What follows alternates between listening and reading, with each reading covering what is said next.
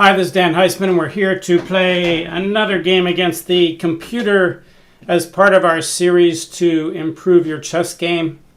Some people don't watch these videos, yet then they come and ask me, Dan, what should you be thinking about? Or how do you know when to end your thought process? Or, what things should you be looking at? Or how much should you visualize? They ask these millions of questions, but a lot of these questions can be answered just by watching a good player play, especially if you can watch them play out loud like this. So it's a rare opportunity to get inside the mind of a chess master. Although, who knows, at my age, I'm probably not playing Master Strength anymore. Could be. Things happen when you get old, but let's get a chance to play a mid-level computer. We're going to play 45-45, but I'm going to play too fast for the time limit because we want the video not to last a lot longer than half an hour. And if I take the whole 45 minutes plus increment, it'll be a lot longer video. So I'm going to be playing a little fast. Here we go against Betho. All right, let me switch the, I have white. All right, last time, I can't remember whether I played E4 or C4. Usually I go back and forth between the English and, let's see here. So E4, he usually plays that crazy D5 stuff. All right, so let's try it. E4. C5 Sicilian. All right, do I take him out of the book and make him play stuff, or do I bring him in the book? He's much stronger if I let him play in the book. Well, let's see here. What's a good way to play out of the book? I could play G3 first. I could play A3 and play it like in English. I could transpose into an English with C4 and have it play a Botvinnik system. All right, hold on. There's a phone. All right, that was someone calling who wanted a chess lesson. All right, let's play C4 and play it like a Botvinnik system.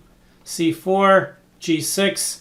He played that fast. I'll play G3, see if I get him out of the book. Queen there, that's kind of out of the book.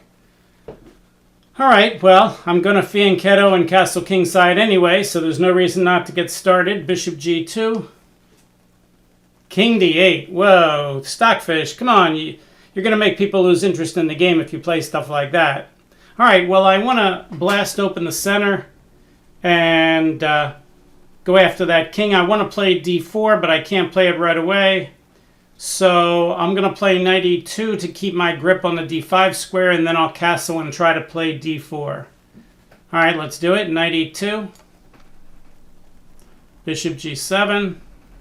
I could play D4 after knight C3, but let's just castle. Knight C6. So now I can't play D4. Stockfish has actually played it okay. So I'm going to have to play more normal here. Is he threatening anything? I don't think so. But if he plays knight F6, I might be able to play D4 anyway. So let's start with knight C3. Knight BC3. Knight D4. Okay, well, I can take and attack the bishop. Taking is definitely right. I could get rid of my redundant knights. If he takes with the bishop, I can attack him again with knight E2. Then if he moves the bishop, I can play D4 and blast open the center. If he takes with the pawn, then if I play knight E2 and he plays D3, I should be able to play knight C3 and surround that pawn.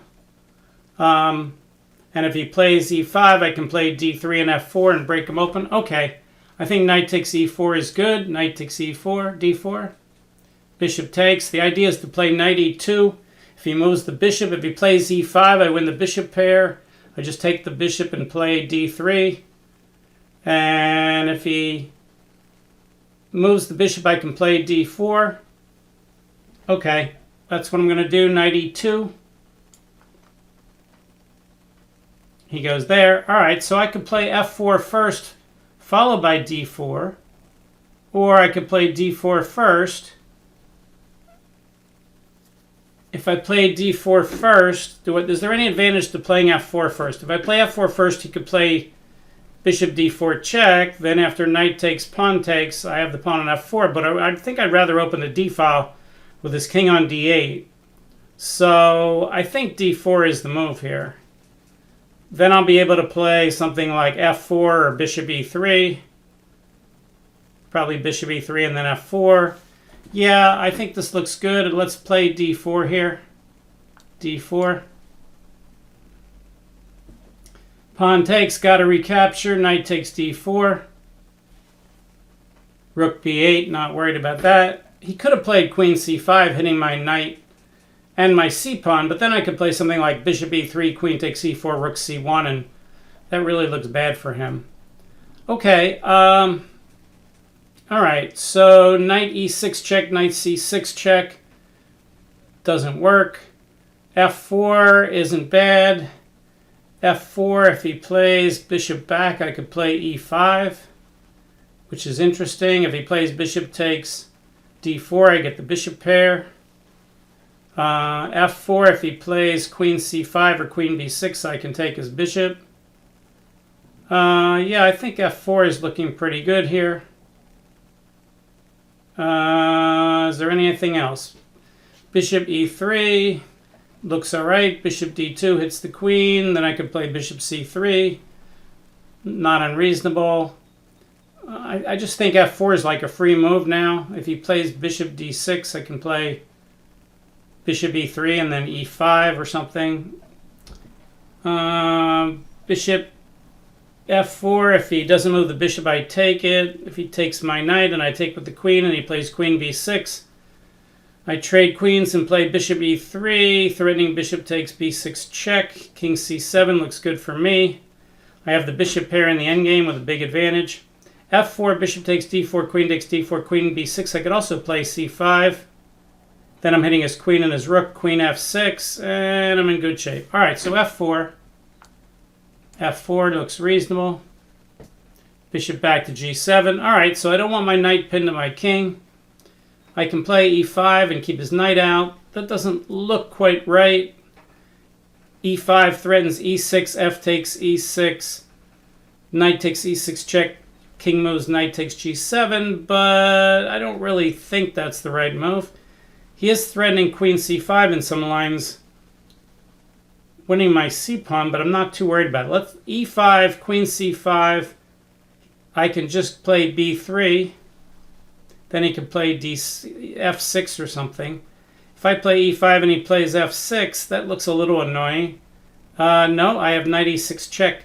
e5, f6, knight e6 check wins the bishop. My knight might be trapped, but I wouldn't worry too much about that. In fact, he has to play king e8, then knight takes g7 check. Then king f7, trapping my knight. Nah, not too worried. That looks winning for me, but bishop e3 looks probably better. Bishop e3, if he plays queen c5, knight e6 check wins the queen. If he plays queen b4, I could always play b3 if I want to. If he plays knight f6, I can play h3, threatening e5. Yeah, let's just play bishop e3. It can't be bad. Bishop e3. All right, there's knight f6. He's not really threatening knight g4 yet, so I could play e5 right away. e5, knight h5 is no good. Knight e8, not so good. Yeah, e5 looks pretty good. e5, knight g4, queen takes g4, looks winning. Then he plays d5, hitting my queen. I just move the queen. So I don't think knight g4, queen takes g4, d-pawn moves does anything. e5 blocks in his bishop. His knight on h5 would be bad. His knight on g8.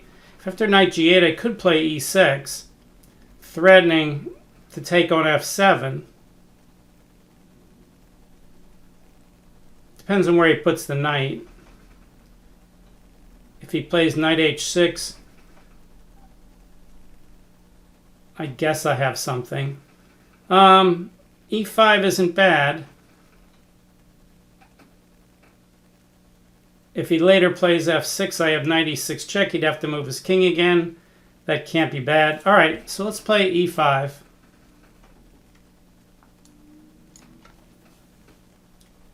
Knight g8. All right, so what are my candidate moves here? I could play queen d3, getting ready to play rook to d1 and then move the knight and hit his d-file.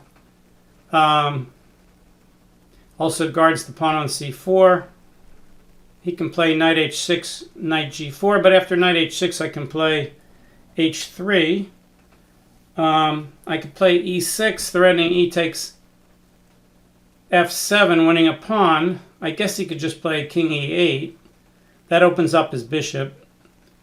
I think something like queen d3 looks right. Queen d3. If he plays d6, I can take it and open up the d file. I'm threatening to play rook d1 and then move my knight. I could play f5 here, threatening maybe e6 again. I think I can always hold off on that. If he plays knight h6, I can always play h3, stopping knight g4, and then if knight f5, knight takes f5, wins a pawn. And if he plays d6, I can take. And I think opening up the d file is really dangerous for him. So I kind of like queen d3 here. Queen d3 looks like a good move. The idea is to move my rook to d1 and get my knight out of the way in some lines. Maybe rook a d1. I don't care about him playing queen takes a2. All right, let's play queen d3. See what goes on here. Queen b4. I don't really think he's threatening to take my b pawn. But on the other hand, there's no reason not to play b3 here. Let's say I let him take the pawn. Rook a d1. Queen takes b2. Knight to where? I don't know. Knight to b5? That's not convincing. Suppose I play a3 and he takes the pawn. Then I play rook f to b1 and I win the queen. So a3, queen takes b2, rook f b1. Can't play queen a2, can't play queen a1, can't play queen b1, can't play queen c1, can't play queen a3, queen c2, queen d2, queen e2, queen f2, queen g2. So if I play a3, he's got to move back. So where would he go? If he goes to a5, I could play b4. If he goes to a4, he's not threatening anything, although he's guarding d7. Takes his queen off the forking square on knight c6, but I don't think that's a problem. If he plays queen a4, I could also play b3. Force his queen back some more. Playing a3 and then b4 can't be harmful here. And an a3 does guard the b pawn with tempo. That's the idea. If he plays queen to b6, I can play knight c6 check, and then I win the queen for 2 pieces. That's got to be good. I don't think he would do that. He could play queen a5 and then b4 and then queen c7, and I can't play knight e6 check because of f takes e6, but he's really tied up. I think I can just play rook a d1. All right, so a3, queen takes b2, rook f b1 traps the queen. What else could he do? I don't see anything. All right, let's play a3. All right, queen there. All right, so I could play b3, force his queen back to a5 or a6. Or I could just play rook a d1 here and leave his queen there. I kind of like leaving his queen there because then when I play knight b5, his queen's not guarding d7. If he plays a6, the b6 square is weak. I think rook a d1 looks awfully good. I can always play b4. I don't need the rook on a1 guarding a3 because the queen after b4 or after b3, the rook, I would need the rook guarding a3, I guess. Although rook a d1 followed by b3, queen a3, I could play knight b5, hitting the queen again. Looks awfully bad for him. Yeah, I mean, b3 is a good move. Rook a d1 is a good move. The reason I don't want to move my f rook to d1 is there's some lines where I play h3, g4, f5, or just f5 right away. And I kind of want my rook behind the f pawn. The rook behind the a pawn only matters if I'm going to play b3. And I don't think it even matters that much in that case. So, and there's no reason I have to play b3. So I think the right idea is just play rook a d1. If he plays d6, I trade off to open up the d file. If he plays knight h6, I play something like h3 to keep his knight out of g4. Can I trap the queen with knight to b5 followed by bishop f3 d1? Probably not. It's not worth looking at. All right, let's just play rook a d1. Rook a d1. Rook over. Okay, he has nothing to do here. So I can keep squeezing him a little bit. Let's see here. Knight. Can I play knight b5 yet? I could play bishop h3 with the idea of attacking the d7 square after knight b5. So, and if he plays e6, then d6 is really weak. So bishop h3. If he plays f5, that blocks him out. Bishop h3, f5. I could bring the bishop back to g2, and now he's running out of places for his pieces to go. Bishop h3, I guess he could play knight h6, and then I can't move the bishop back later because of I can't play h3. I could play h3 right away. I could play e6, and then if he plays d6, I could play c5 or something. e6, he could always, I think he's going to play king e8 on that kind of stuff. If I play knight b5 right away, he plays a6. I play bishop b6 check. He plays king e8. I play knight c7 check. And I just win the rook for nothing. Well, if that's true, then knight b5 is pretty good because I'm threatening to play at b3 again with the knight holding a3.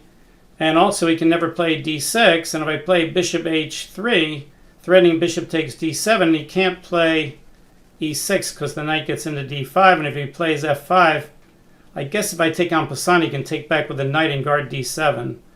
But that's not that easy for him. So maybe knight b5 first is the right move order. Knight b5. I guess he could play knight h5, threatening knight f5. But then I could play bishop h3. Knight f5. I could win a pawn. If he plays e6, I get the knight into d6 again. I'm starting to think it's more accurate to play knight b5 first. It can't be that bad. I'm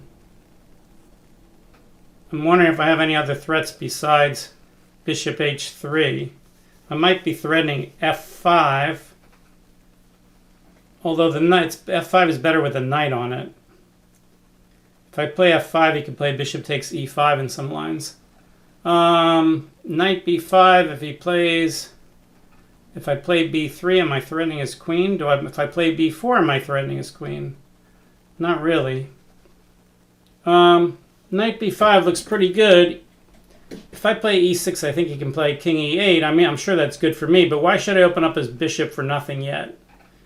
I can also play knight b5 and maybe bishop c5, and then go after, d6 or e7.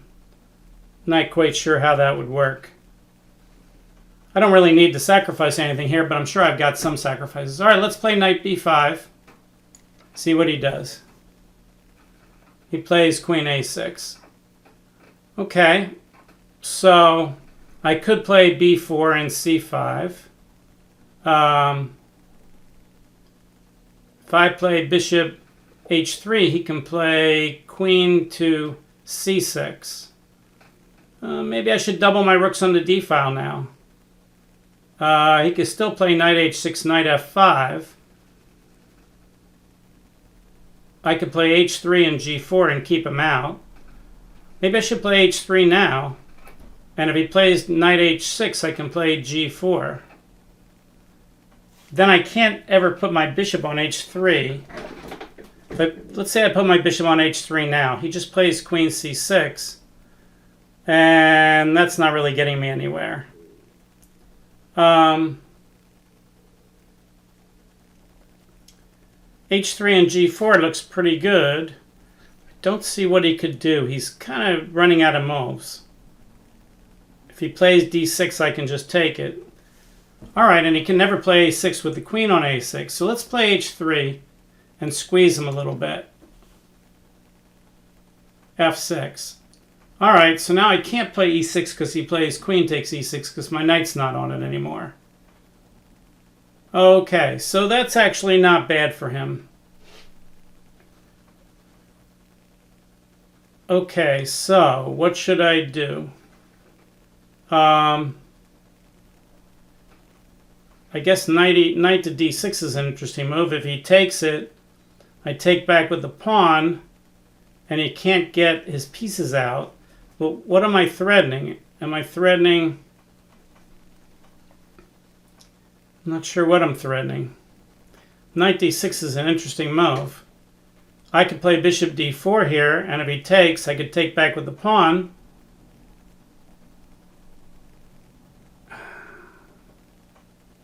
Bishop d4, and then maybe bishop to c3. Opening the d file again. If he takes, I take back with the pawn. Keep his pieces out of the game. I could always guard that pawn with a rook. I guess bishop d4 looks like a good move.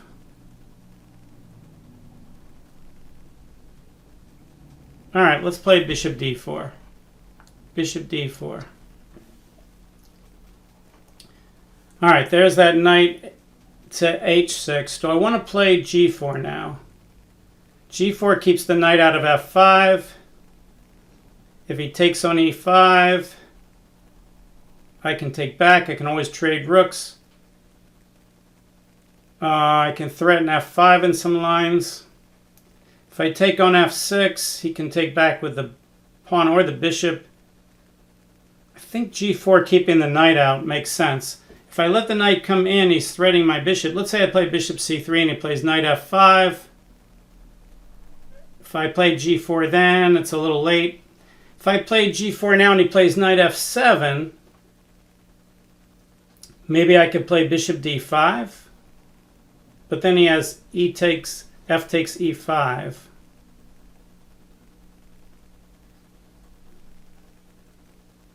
Well, he's hanging in there.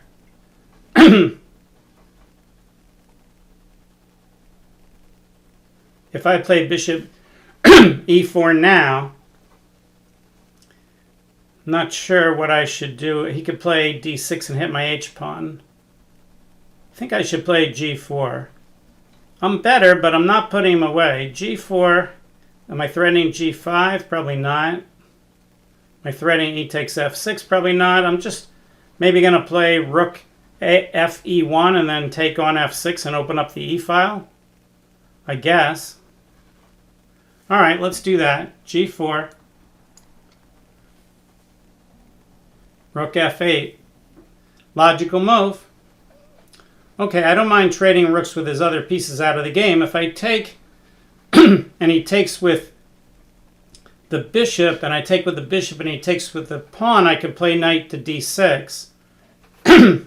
So I think I should just play bishop to c3 and open up the d file again. And then, depending on what he does, I can play rook fe1 followed by e6 or bishop d5 and e6. If he checks with queen to b6 check, I can play king to h1. All right, I think that's a good idea. Let's play bishop c3. Okay, knight goes back. So he has more pieces he can take.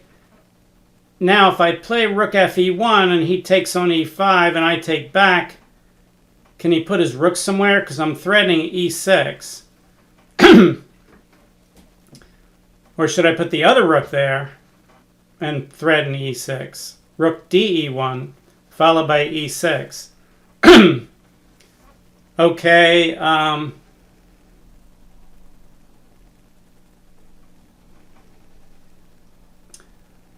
Could even play bishop over. I could play b4.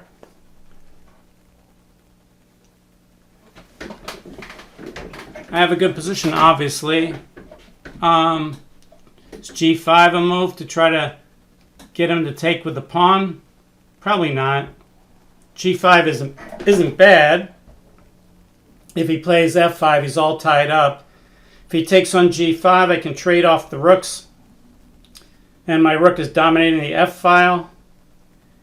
Otherwise, I'm threatening pawn takes, knight d6. I want him to take with the pawn on f6. That's the idea.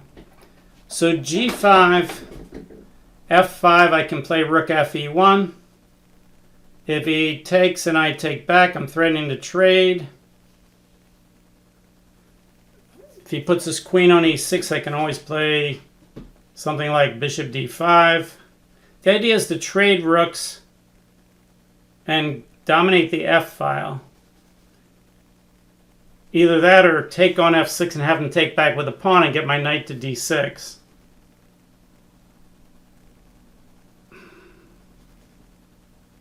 So g5 looks like a good move. What else could I play? I can always sacrifice with knight d6. I just don't think I need to do that. I could play c5, threatening maybe c6. Probably not. I could play b4, threatening c5. That's not a bad idea to play b4. It looks like b4 and g5 are my best candidate moves.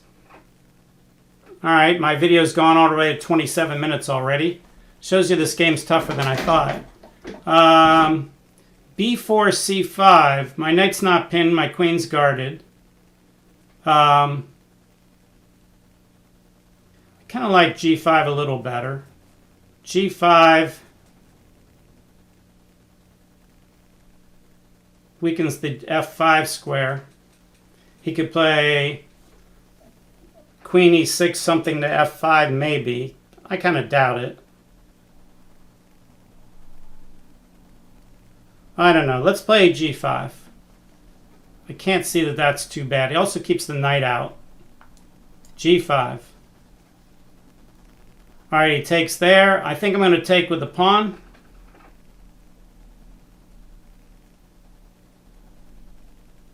Keep his pieces out. Let's take with the pawn. Plays rook b8. All right, so now the idea would be to play rook takes, bishop takes, maybe queen f3, threatening queen takes bishop. If he guards it with the king, I can play rook f1.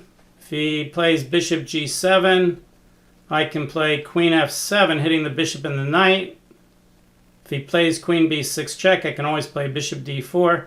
All right, rook takes, bishop takes, queen f3, hitting the bishop. Can't guard it with the queen.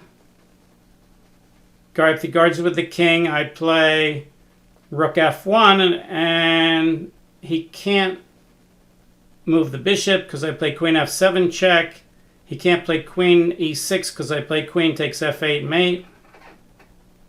I think this is winning. Rook takes f8, bishop takes f8, queen f3 check. Queen f3. The only moves that save the bishop are bishop g7, and I can play queen f7, or king e8, where I can play rook f1.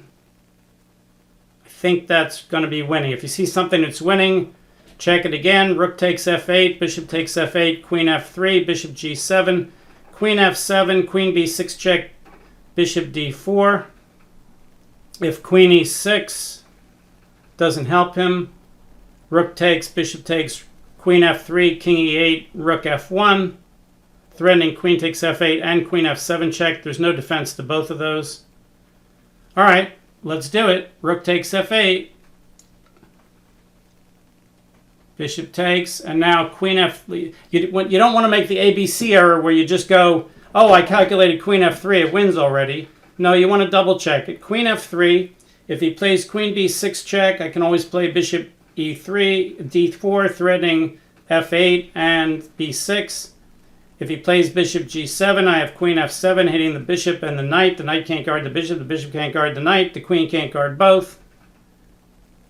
I should be winning a piece. He could play queen e6, queen takes g7, queen takes c4, hitting my knight.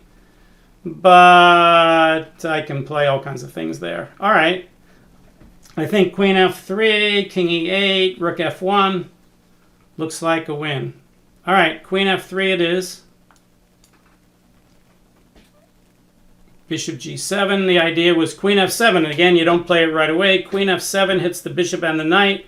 I'm threatening to take the knight with check. If he plays queen e6, I can play queen takes g7. If he then plays queen takes c4, I have knight d4, or I have, even better, maybe bishop d5, threatening to take off the knight. I can figure that out. I'm up a piece. So queen f7, queen e6. Oh, he can't play queen e6. What am I saying? Queen takes e6 wins the queen. Sneaky pin. Bad analysis, Dan. All right, so on queen f7, he doesn't have any of those moves. If he plays bishop takes e5, I play queen takes g8 mate. Okay, queen f7 it is. Knight f6, thanks for the piece. All right, which piece should I take? If I take the knight, I'm still threatening the bishop. I don't think he can save the bishop. Do I have a mate with a queen check right here? I don't think so. If I take the knight with the g pawn, I don't think it matters which pawn I take it with. If he takes back, I have queen g8 check, king e7, queen takes g7 check. If he takes with the bishop, I take with the pawn. He takes with the queen. My bishop's on it. I guess I should take with the e pawn so his bishop can't go to h6. But if this bishop goes to h6, I have mate. G takes f6, bishop h6, queen g8, mate. Well, mate in one, bishop f8. So it really doesn't matter which way I take. G takes f6. If e takes f6, I can just play queen takes g7. Doesn't matter. I'm threatening queen g8 with mate anyway. All right, let's take toward the middle. Can he trap my queen with anything? I don't think so. All right, g takes f6. That's what I thought. All right, now I've got at the very least queen g8 check, king e7, queen takes g7 check. Can't be bad. It's almost mate. I mean, I could just take on f6, but I think it's correct to play queen g8 check. Once you get to this kind of position, you don't have to waste a lot of video time.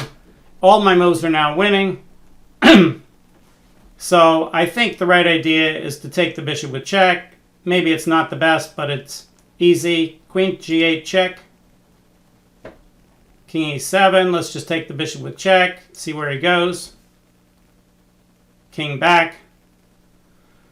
Okay. Queen g8 check. King e7. E takes f6 check. He has to take with the queen. So that's completely winning. Do I want to figure something else out? Probably not. All right, queen g8 check, king e7. Yeah, just win his queen. You'll mate him a few moves later. All right, let's do that. Queen g8 check. Pawn takes check. It's his only legal move. Now I could check with the rook first. I could play lots of moves that look like it's almost mate. Yeah, I mean, just take the queen. Donald Burns rule, take the queen first, mate him later. All right, let's get the rook into the attack. Rook f1, if he plays king g5, I play everything, anything wins. It doesn't matter. Rook checks. King over. I could bring the knight back. I could bring the queen up.